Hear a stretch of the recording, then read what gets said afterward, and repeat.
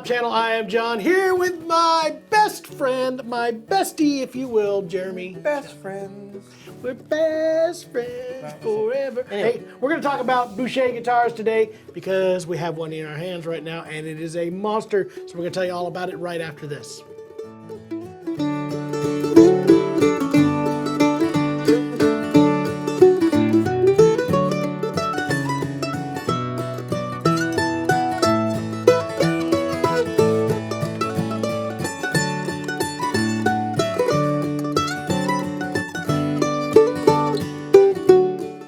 Well, we're back one more time, and yes, ladies and gentlemen, we still love talking about guitars and mandolins. And we're going to do it whether you want to hear us talk or not. If you don't want to hear us talk, we got a full version of that song, and all you have to do is read the description. There's a link straight to the tone sample at the end of it. Please do not waste your time by telling us to talk less because it only makes me want to talk more. There you go. And it is a Christmas song, so it's going to make for an interesting time. When this releases right around Christmas, it's going to be great. When you guys are watching this in June and July, you're going to be like, boy, I wish it was Christmas time. And guess what? You can hear some more Christmas Bah songs. humbug. Anyway, we are back one more time to talk about Boucher guitars. Why? Because they are building some great guitars. Where are these being built? These are built in Canada, Jeremy. In the French area. Yeah, I like Quebec. we did the video with Jeremy Shepard, and he was talking about Ottawa. Ottawa. Ottawa. Ottawa. It's not actually. It's in Quebec. Does he call it poutine? Poutine. They build fabulous guitars, and this one is probably their top of the line. They've actually got us a series of 3 guitars that were kind of matching kind of their ultimate bluegrass flat picking dreadnoughts that they could build, which is their GM series. That's gold and master pack all in one. This particular one is a BG-42-GM. So it's a bluegrass goose, 42 meaning that it is a mahogany dreadnought. It's Brazilian mahogany. That's wild. That's Brazilian right. mahogany. It's totally different than Honduran mahogany. I think they're kind of similar. Totally different than anyway. Brazilian rosewood. Yeah, anyway, it's completely different than Brazilian rosewood. It is a... Is that a Brazilian wax on there? I don't think so, but I'm not going to look any closer.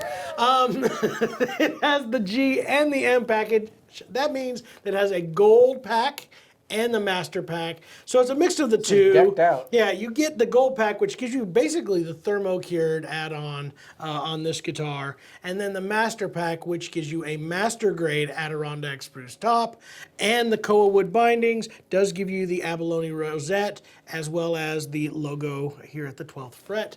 Very, very Tuners nice. the same on the master pack? They well, this one, so it's a GM with nickel tuners, and I'm going to tell you why we did the nickel tuners. A lot of people are kind of pushing further and further away from gold. I still like gold-plated hardware on certain things. I get it, but here's what they were doing. These 3 guitars were actually built for our good buddy Jake Workman, a absolutely incredible guitar player, and he's been playing these 3 guitars. Actually, I think he scaled it down to 2 now, which we had. We had a 152, which is a Madagascar back and sides, a 52, which is the Indian rosewood back and sides, and the 42, which is the mahogany.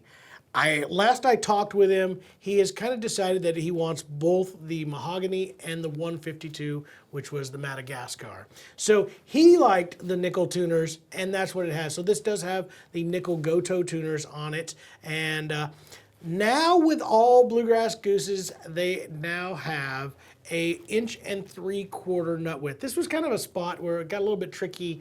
There was some weirdness with...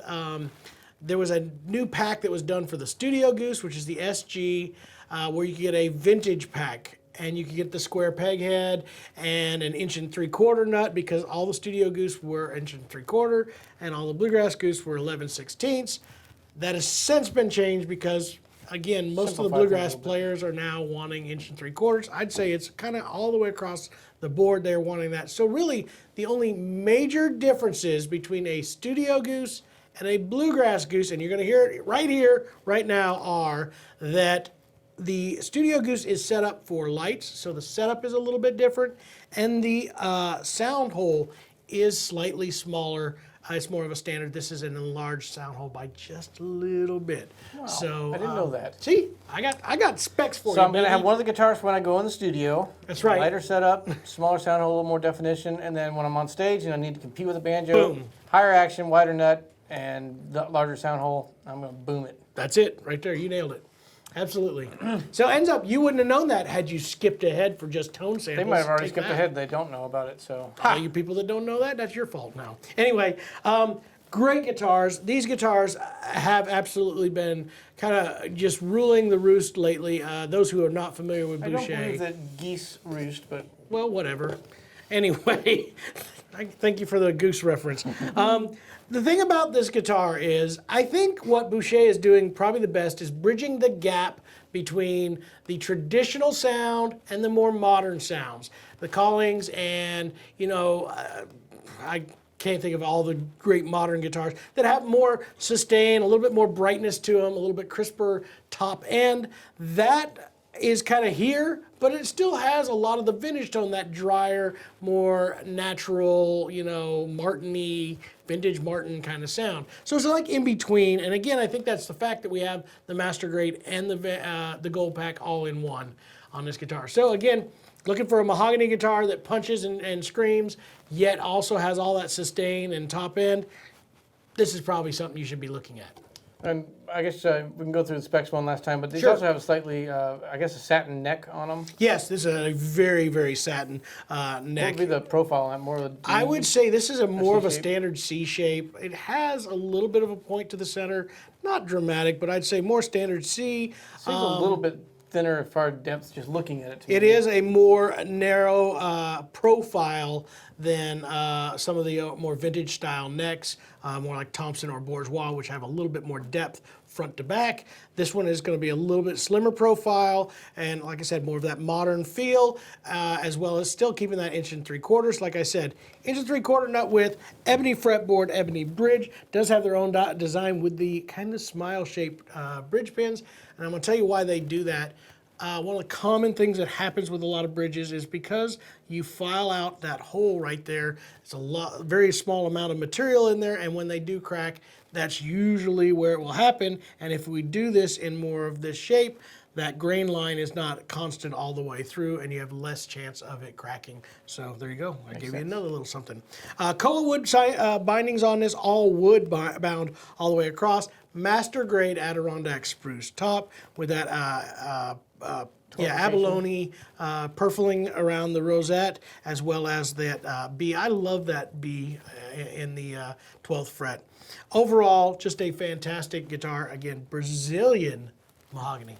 I don't know how much difference that makes from the Honduran mahogany, but Do they call it torrefied top or baked top or? they call it their gold vintage pack, so it is torrefied, or some people call it thermocure, but I think they do call it a torrefied top. So that's that gold pack again in here. One more thing to point out is they do not stain the mahogany, so it does look different. And here's the deal for you guys: the color, that kind of brown tea type of color, is not natural to mahogany. This is actually the natural color of it. They're adding that in a stain usually when you see the Martin or vintage looking mahogany back and sides. That's a stained color. So this is actually kind of the natural. Something to get used to, but I think it looks great. Anyway, what we'll do right now is kind of give you a little bit of a tone sample of it so you can hear and see if this is the right guitar for you.